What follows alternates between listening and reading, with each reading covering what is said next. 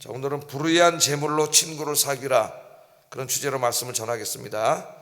오늘 본문은 이제 예수님께서 비유로 하신 설교입니다. 이 돈에 대해서 한 설교예요. 돈에 대해서 비유로 한 설교입니다. 누가복음 16장에는 이 돈에 대한 설교예요, 전부 다가.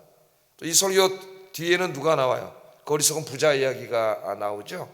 그리고 그 가운데에 바리새인이 이 설교를 듣고 비웃었다는 얘기가 나옵니다. 왜냐하면 바리새인들은 돈을 사랑했기 때문에 예수님의 설교를 듣고 깨달은 게 아니라 비웃었어요. 그렇게 16장이 구성되어 있습니다. 그래서 오늘 읽은 이 비유의 제목이 불의한 청지기 비유, 이런 식으로 잘 우리에게 알려져 있는데, 예수님이 설교하실 때 비유로 굉장히 많이 설교하셨어요. 비유로 설교를 하셨는데 그 비유들 중에서 이해하기가 가장 어려운 비유 말씀 중에 하나입니다. 자, 오늘 말씀을 좀 분석해 보면은 예수님이 제자들에게 하신 비유 설교가 1절에서 8절 상반절까지가 비유이고, 그 다음에 8절 하반절부터 13절 마지막 절까지가 이 비유가 주는 교훈, 그 교훈을 우리 예수님이 해석을 해 주셨습니다. 이렇게 두 가지로 구성이 되어 있습니다. 그래서 말씀 순서대로 예수님이 하신 그 비유 내용을 좀 살펴보고 그 비유를 통해서 예수님이 주신 교훈 세 가지를 이 아침에 잠깐 묵상을 하려고 합니다. 그러니까 이 불의한 청지기가 지혜롭게 행동한 것에 대해서는 칭찬하시면서 교훈을 주셨고, 잘못한 것에 대해서는 책망하시면서 교훈을 주셨어요. 이 말씀을 아침에 생각해 보려고 합니다. 주의 말씀을 들을 때 항상 중요한 것이 이제 우리 이성으로, 머리로 이걸 잘 이해가 하고, 또 그 이해된 말씀이 우리 가슴으로 내려와서 우리 가슴을 뜨겁게 하고, 거기서 끝나면 안 되고 그 뜨거운 가슴이 어떻게 돼요? 내 의지를 변화시켜서 주님 말씀대로 순종해 살게 해야죠. 그래야 이 설교를 듣는 것이 완성되는 겁니다. 귀로만 듣고 끝나는 게 아니에요. 또 귀를 듣고 가슴만 뜨거워지고 끝나서도 안 되고, 귀로 듣고 가슴이 뜨거워지고 내 삶이 변화돼야 됩니다. 이 세 가지가 다 이루어져야 되는 거예요. 자, 오늘 아침에 그런 은혜가 있길 바랍니다. 자, 예수님께서 제자들에게 이제 한 비유로 설교하셨다 그래요. 오늘 1절에 보면 또 제자들에게 이르시되, 그러니까 이 설교는 믿지 않는 사람들에게 한 설교가 아니라 믿는 사람들, 믿는 제자들에게 우리 예수님께서 하신 말씀입니다. 자, 돈에 관한 설교예요. 돈. 우리 인간이 살아가는데 돈 제일 필요하죠. 하나님을 섬기는 데 있어서 제일 방해하는 것이 또 돈이기도 해요. 우리의 마음을 하나님으로부터 돌이켜가지고 자기에게 향하게 할 수 있는 가장 강력한 존재가 돈입니다. 돈. 그래서 돈, 그럼 경제학에서는 돈은 어떤 중립적인 것이라고 이야기할 수 있겠지만은 그건 어리석은 생각입니다. 돈은 어떻게 보면은 교환의 수단에 불과할지 몰라도 돈 그 자체는 가치가 없죠. 그죠? 10만 원짜리 수표 한 장이 뭔 가치가 있겠어? 종이 한 장이지. 그러나 종이를 주면은 10만 원어치 엄청나게 많은 필요한 것들을 살 수가 있으니까 교환 가치니까 돈은 중립적이다. 경제학에서 그렇게 이야기하지만은 신학적으로 보면 전혀 그렇지 않아요. 돈은 엄청나게 강력한 영적인 힘을 가지고 있습니다. 왜냐하면은 돈을 딱 보는 순간 우리 어때요? 마음이 확 그걸로 끌리잖아요. 마음이. 그래서 지난번에 제가 오래전인데 10,000원짜리 한 장이 저로 막 도로 날아가는 거를 보고 5만 원짜리인가? 잘 기억은 안 나. 굉장히 오래전이에요. 차들이 막 지나가잖아요. 근데 내가 그걸 보고 그 주소로 가더라고. 주소로 가요. 나도 모르게 주소로 가더라고. 그거를. 우리 인간의 마음이 돈 확 끌리죠. 그래서 그 자크헬로이라고 하는 프랑스 신학자는 돈에는 엄청난 영적인 힘이 작용한다 그랬어요. 예수님이 거기에 대해서 우리에게 많이 말씀, 교훈을 주셨습니다. 자, 비유 말씀을 보겠습니다. 비유는 조금 어렵습니다. 이런 이야기예요. 이스라엘 어떤 땅에 큰 부자가 있었는데, 부자는 이제 자기 재산을 다 혼자 관리하지 않고 제일 믿을 만한 청지기를 하나 뽑아가지고 종 중에서 제일 지식도 있고 능력도 있고 성실한 사람, 진실한 사람, 거짓말 안 하는 사람 뽑아서 청지기로 삼아서 자기 재산을 맡기죠. 그래서 그런 재산을 맡겼어요, 청지기에게. 그래서 철석같이 믿고 있었는데 어느 날 들려오는 소문이 청지기가 몰래 돈을 빼돌린다는 거예요, 주인이. 그런 경우 많이 나지 않습니까? 이렇게 회계를 맡은 사람들이 뭐 회사나 은행이나 이런 데서 막 돈 빼돌리다가 어떤 사람은 몇십억까지 빼돌리고 나중에 걸려가지고, 그것도 몇 년 후에 걸려가지고 이제 처벌을 받고 그러는데, 그럼 뭐에 돈 다 써버렸는데 그만큼 손해보는 거죠. 자, 그런 얘기를 듣고 이 주인이 청지기를 불렀습니다. 네가 어떻게 이렇게 내가 너를 믿고 돈을 맡겼는데 이걸 네가 빼돌리느냐 책망을 하면서, 너는 해고다. 그렇지, 해고다. 나는 더 이상 너에게 맡길 수 없다. 그 정직하지 않은 사람에게 그 일을 계속 맡길 수 없죠. 자꾸 거짓말하고 속이고 이런 사람에게 어떻게 일을 맡기겠어요. 한두 번 봐주다가 끝이죠, 그걸로. 그래서 이제 끝이다 이런 통보를 했습니다. 그랬더니 이제 이 청지기가 이제 직장을 이렇게 생겼어요. 예? 그래서 오늘 한탄하는 얘기가 나오잖아요. 뭐라 그래요? 야, 땅을 파서 먹고 살자니 노동을 해본 적이 없어. 힘들어서 못할 것 같고, 비로 먹자니 창피해서 못할 것 같고, 나 이제 어떡하지? 직장 잘렸는데 어떡하겠어요? 그럼 정직하게 했어야지. 예? 그 잘려갖고 어떡하겠어요? 그랬더니 이제 이렇게 해야 되겠다고 갑자기 지혜가 떠올랐다, 이게 지혜가. 그래서 주인에게 빚진 자들을 불러서 빚을 탕감해 줬습니다. 탕감해 주는데 맨 처음에 이제 기름 빚진 자인가요? 기름 빚진 자. 기름 빚진 자하고 곡식 빚진 자가 나오는데, 한 사람에게는 얼마나 빚졌어? 100을 빚졌습니다. 그랬더니 증서를 찢어버리고 새 증서로 50 빚진 걸로 써줬어. 또 당신 얼마나 빚졌어? 나도 100 빚졌습니다.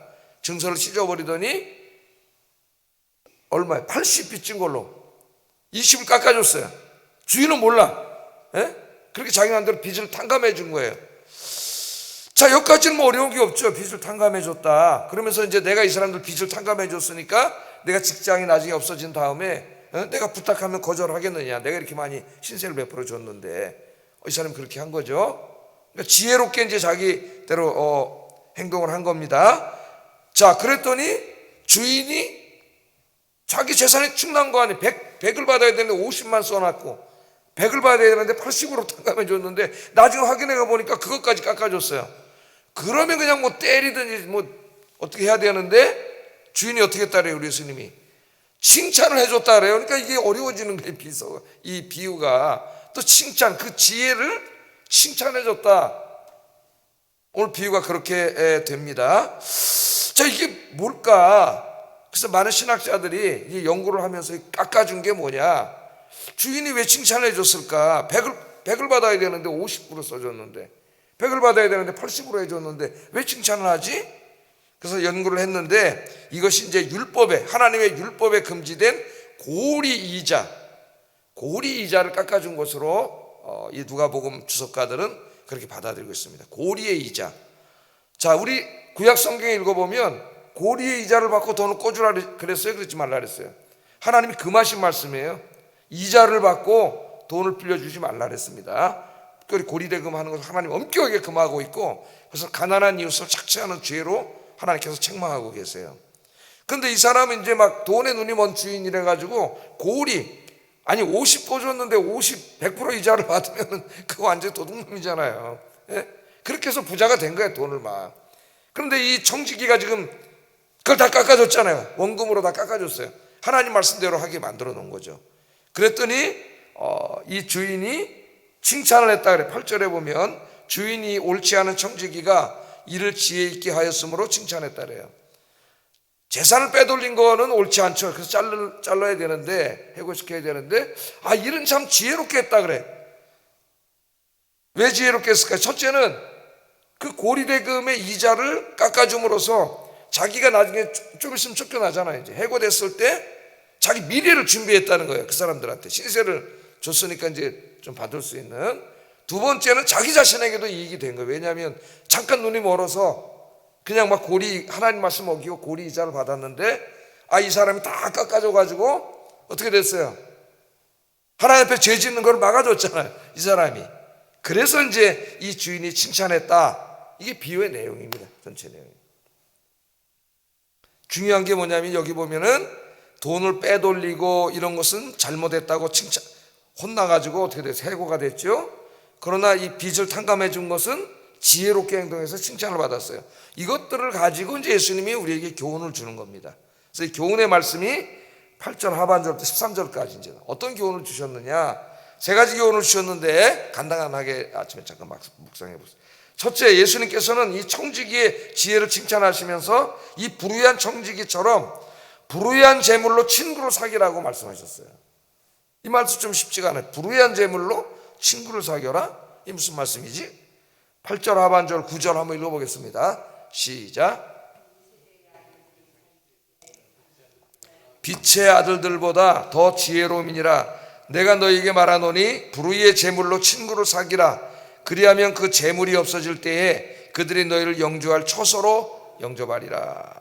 그렇게 이야기합니다. 첫째, 예수님은 이 청지기의 지혜를 칭찬하셨어요. 잘한 부분. 그게 뭐예요? 빚 깎아준 거죠. 빚 깎아준 거. 예? 근데 그 얘기를 칭찬하시면서 굉장히 지혜롭다. 그 지혜의 핵심이 뭐냐면 미래를 준비했다는 거예요. 자기가 해고됐을 때 그 대책이 이제 엄청나게 수백 명의 빚을 탕감해 줬을 거 아닙니까? 신세를 좀 질 수 있도록 많이 미래를 준비했다고 이야기를 해요. 그런데 왜 이 불의한 재물이라 그랬을까요? 불의한 재물. 불의한 재물이라는 말은 제가 저기 써놨지만은 돈이 가지고 있는 어두운 권세를 말하는 거예요. 그러니까 돈 자체가 불의하다는 게 아니고, 그럼 우리가 열심히 일해서 한 달에 월급 탔는데 불의한 것을 얻으려고 한 달 열심히 일한 건 아니잖아요.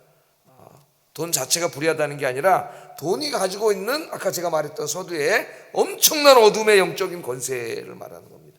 그 어둠의 권세가 우리를 다 죄를 짓게끔, 돈을 사랑해, 하나님보다 돈을 더 사랑하게끔 할 수 있기 때문에 돈에 가지고 있는 어두운 권세를 말하는 거예요. 어두운 권세.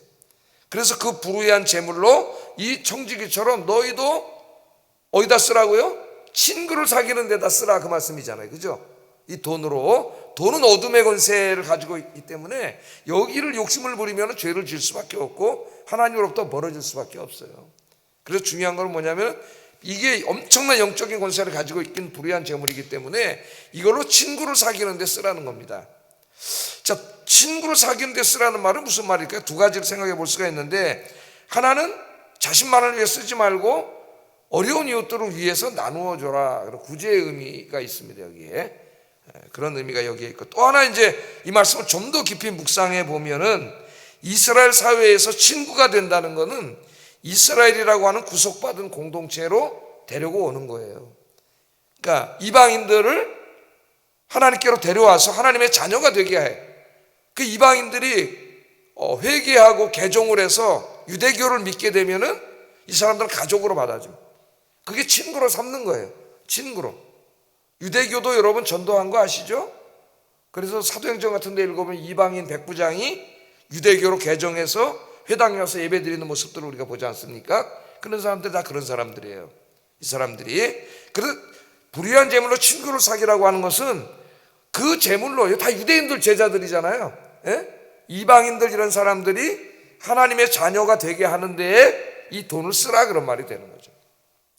그러니까 첫째는 어려운 이웃들을 도와주라는 의미도 되고, 두 번째는 지금으로 적용하면 어떻게 되는 거예요? 지금 현대로 적용하면은 믿지 않는 교회밖에 안 믿는 사람들을 전도해서 하나님의 자녀로 만들고 우리의 가족, 친구로 만드는데 하나님이 너에게 주신 재물을 써라. 그러니까 전도하고 선교하는데 이 불의한 재물로 친구를 사귀는 데 써라, 이 말은 선교하고 전도하는 그런 의미가 있습니다. 자, 그러면서 예수님이 하신 말씀이 뭐예요? 왜 지혜롭다고 칭찬해 주셨어요? 이 청지기를 미래를 준비했기 때문이잖아요. 해고된 다음에 미래. 이 세상 사람들도 얼마나 지혜로운지 자기 미래를 준비한다는 거예요. 자기 미래를. 그 사람들이 얼마나 많은 미래를 준비합니까? 요새 또 100살까지 산다 그러니까, 은퇴한 이후에도 막 30년, 40년을 살아야 되는데 어떻게 살겠어요? 자식들에게 의존할 수도 없고. 그러니까 연금을, 국가에서 운영하는 연금을 들기도 하고, 또 뭐 노후에 탈 수 있는 민간 보험을 들기도 하고, 여러 가지 이제 막 자기 노후들을 준비하죠. 노후들을 준비합니다. 그 노후를 준비하는 건 나쁜 게 아니고, 그리스도인들도 자식에게 신세 지고 그렇게 뭐 자식들도 나중에 그럼 자기 먹고 살기도 힘들어요. 요새 부부가 나가서 다 맞벌이 해도 먹고 살기가 쉽지가 않아요. 그러니까 무슨 자녀에게 그거 할 수가 있겠어요? 그러니까 노후를 다 준비해야 돼. 그 노후를 준비하는 건 지혜로운 거예요. 나쁜 게 아니죠. 노후를 준비해야 돼. 그런데 사람들이 어리석게도 노후는 준비할 줄 알면서 더 궁극적인 미래를 위해서 준비하지 않는다는 겁니다. 더 궁극적인 미래가 뭐예요? 이 생을 다하고 그 다음에 어디 가서 살아야 돼? 하나님 나라, 하나님 품에 가서 천국에 가야 되는데 천국을 준비하지 않는다는 거예요. 오늘 예수님의 핵심적인 말씀은 노후는 준비할 줄 알면서 퇴직 이후에 어떻게 살아갈 것은 준비할 줄 알면서 그 이후에 영원히 살 하나님의 나라에 대한 삶을 준비하지 않는다는 거예요. 그 준비하는 건 어떻게 하는 거예요? 이게 불의한 재물로 친구를 사귀는 일에 쓰는 거죠. 어려운 이웃을 돕고 하나님의 일을 하는데 쓰는 거예요. 자, 그렇게 되면 어떤 일이 벌어지느냐? 마태복음 6장 19절 20절 한번 읽어보겠습니다. 시작. 자, 다시 한번 같이 읽겠습니다. 자, 여기 오는 사람 다 입을 크게 벌려서 우리 목사님들도 성경을 다 동참하세요. 크게 읽어가지고. 시작. 너희를 위하여 보물을 땅에 쌓아두지 말라. 거기는 좀과 동록이 해하며 도둑이 구멍을 뚫고 도둑질하느니라. 오직 너희를 위하여 보물을 하늘에 쌓아두라. 거기는 좀이나 동록이 해하지 못하며 도둑이 구멍을 뚫지도 못하고 도둑질도 못하느니라. 아멘. 자, 그러니까 이 설교를 듣고 우리가 있는데 이 재물로 친구를 사귀는데 어려운 이웃을 돕고 하나님 일을 하는데 쓰면은 그게 결국 하나님 나라에다가 보물을 저축하는 거예요. 하나님 나라의 은행에 저축하는 것. 그게 바로 하나님 나라의 삶을, 천국의 삶을 준비하는 거다. 우리 예수님 그렇게 말씀을 하셨습니다. 그래서 첫 번째가 이 지혜로운 청지기가 자기의 미래를 준비한 것처럼 우리 그리스도인 영원한 미래인 하나님 나라의 삶을 준비해야 되는데 그 준비하는 삶이 뭐냐면은 이 재물로 친구를 사귀는 일에 쓰는 것이다. 그렇게 이야기를 하고 있습니다. 자, 두 번째는 맡은 일이 작은 일일지라도 최선을 다하여 충성하라는 말씀. 10절 11절 한번 읽어보겠습니다. 시작. 충성된 자는 큰 것에도 충성되고 지극히 작은 것에 불의한 자는 큰 것에도 불의하니라. 너희가 만일 불의한 재물에도 충성하지 아니하면 누가 참된 것으로 너희에게 맡기겠느냐. 그러니까 이거는 책망하는 말씀이죠. 그 청지기가 주인은 아니에요. 종이에요. 노예예요. 그래서 집주인이 그 중에 하나 재산을 관리하는 일을 맡긴 겁니다. 근데 이 일이 작은 일일지 몰라도 그 일에 충성을 다해야 되는데 뒤에서 몰래 빼먹어서 자기 거짓말하고 속이고 자기 주머니를 챙겼잖아요. 이 사람이. 그래서 해고가 돼버렸어요. 예? 직장이 없어져 버렸어요. 먹고 살 길이 없어져 버렸어요. 이 사람이 작은 일에 충성을 안 한 것을 우리 예수님이 책망을 하시면서 이 말씀 우리의 삶에 적용을 하는 겁니다. 그 청지기가 그 작은 일, 그 돈을 관리하는 일에 충성을 다했다면 더 큰 일을 맡겼을 텐데 그 작은 일이라고 충성을 안 하고 불량하게 그 일을 하고 돈 빼돌려 가지고 결국은 어떻게 해고가 되지 않았느냐. 그렇게 말씀을 하시는 거예요. 그러면서 우리에게 교훈을 하는 겁니다. 우리 인생에 있어서 작은 일이란 없는 것이죠. 우리의 가정이나 삶이나 또 교회에서 맡겨진 일이나 작은 일이라고 또 내 하는 일이 먹고 사는 일이 뭐 작은 일이라고 불평불만하지 말라는 겁니다. 그 일에 감사하면서 최선을 다하라는 거예요. 그러면 하나님이 더 큰 일을 맡기신다는 거예요. 더 큰 일을 맡기신다. 그래서 여러분 작은 일이라고 불평하지 말고 작은 일에 최선을 다하면서 충성을 다하시고 또 교회 일이나 여러분 개인의 일이나 여러분 생업의 일이나 최선을 다하시는 여러분 되시기를 주의 이름으로 축복합니다. 마지막으로 계속해서 이 설교에 대한 교훈, 마지막 교훈은 하나님보다 하나님을 섬기는 일에 최선을 다하라는 말씀인데 돈보다 하나님을 더 사랑하라. 돈보다 하나님을 더 사랑하라. 13절 한번 읽어보겠습니다. 시작. 두 주인을 섬길 수 없나니 혹 이를 미워하고 저를 사랑하거나 혹 이를 중히 여기고 저를 경히 여길 것임이라. 너희는 하나님과 재물을 겸하여 섬길 수 없느니라. 아멘. 자, 이 불의한 청지기는 하나님보다 돈을 더 사랑했어요. 돈을 더 사랑하는데 돈을 매일 만지잖아요. 견물생심이 돈을 매일 만지다 보니까 돈에 대한 욕심이 생기고 주인 모르게 꾸부치기 시작한 거예요. 돈을 갖다가. 예? 돈에 욕심이 생기니까 사람들만 안 보면 되지. 누가 보게? 하나님 보고 계신데 어리석게 그 돈을 잡고 자기가 이렇게 숨긴 거죠. 이 어리석은 친구가 돈보다 하나님을 더 사랑했다면 그렇게 할 수가 없겠죠. 왜? 하나님이 지금 보고 계시잖아요. 예? 하나님을 사랑하는 자가 어떻게 하나님을 어기고 도둑질을 할 수가 있겠어요. 이 친구가 왜 이 청지기가 이런 못된 짓을 했습니까? 하나님보다 돈을 더 사랑하기 때문에 돈을 보는 순간 눈이 확 뒤집힌 거예요, 여러분. 이게 굉장히 중요합니다, 여러분. 하나님보다 돈을 더 사랑하면은 돈을 보는 순간 눈이 뒤집혀요. 그래서 이 하나님보다 돈을 사랑하는 사람은 어떻게 되느냐? 모든 기도가 돈에 집중되고 하나님이 목적이 아니라 돈이 인생의 목적이 됩니다. 그러면 이제 돈이 우상이 되고 우상 숭배를 하게 되는 거예요. 하나님보다 돈을 더 사랑하게 되니까. 그래서 기도하는데 하나님을 구하는 게 아니라 돈을 구해요. 그럼 하나님 뭐가 돼요? 나에게 돈 벌어주는 분이 돼야 돼. 돈 벌어주는 분. 그래서 내가 기도했는데 하나님 나한테 돈을 안 벌게 해줘? 그럼 원망하고 불평하고 하나님 안 믿어. 나 기도 안 해. 이런 신앙 다 잃어버리는 거예요. 우리 신앙의 목표가 돈이 아니에요. 신앙의 목표는 나에게 생명을 주시고 나를 구원하신 하나님, 하나님께 영광 돌리고 예배 드리는 게 우리 인생의 목적이죠. 그럴 때 하나님이 필요하면은 돈도 주실 수 있고 건강도 주시고 이런저런 삶의 평안도 주시죠. 근데 이게 거꾸로 되면 큰일 나는 거예요. 하나님이 목적이 아니라 하나님이 수단이 되면 돈이 위로 올라와요. 이게 하나님보다 돈 더 사랑하는 사람이고 이 정직이에요. 그럼 모든 나의 삶의 목적은 돈이기 때문에 하나님 나에게 돈 벌어주는 머신이에요. 기도하는 머신을 버튼을 눌렀는데 돈이 안 나와, 건강이 안 나와. 그러면 하나님 믿을 수가 없는 거예요. 그래서 오늘 예수님이 뭐라 그랬어요? 돈과 하나님은 겸하여 섬길 수 없다. 섬긴다는 말은 예배한다는 말입니다. 나는 하나님도 사랑하고 돈도 사랑해. 거짓말이에요, 거짓말. 돈을 사랑하는 순간 하나님 사랑은 거짓말입니다. 왜냐하면 돈이 위로 올라와요. 돈이. 그래서 우리 오늘 새벽에 와서 기도하시는 여러분, 이건 쉬운 일이 아니에요. 기도해야 됩니다. 기도해야 돈의 권세, 어둠의 권세를 이길 수가 있어요. 늘 기도하셔서 돈보다 하나님을 더 사랑하시는 여러분 되기를 주의 이름으로 축복합니다. 그래야 이 불의한 재물로 친구를 사귀는 데 쓸 수 있고 미래를 위해서 준비할 수가 있어요. 우리 눈 감고 기도하겠습니다. 자, 말씀을 생각하면서 기도하는데 세 가지 교훈을 주셨어요. 하나님이 주신 돈으로 내 노후만 생각하고 준비하는 어리석은 자들이 아니라 영원한 미래를 준비하는 지혜로운 사람이 되게 해주세요. 두 번째, 교회 일이든 사회 일이든 작은 일이라고 보잘것없는 일이라고 불평하지 말고 감사하면서 최선을 다하고 정성껏 일하게 해주세요. 세 번째, 돈보다 하나님을 사랑하게 하시고 돈이 아니라 하나님만 섬기며 살게 하소서. 기도하겠습니다.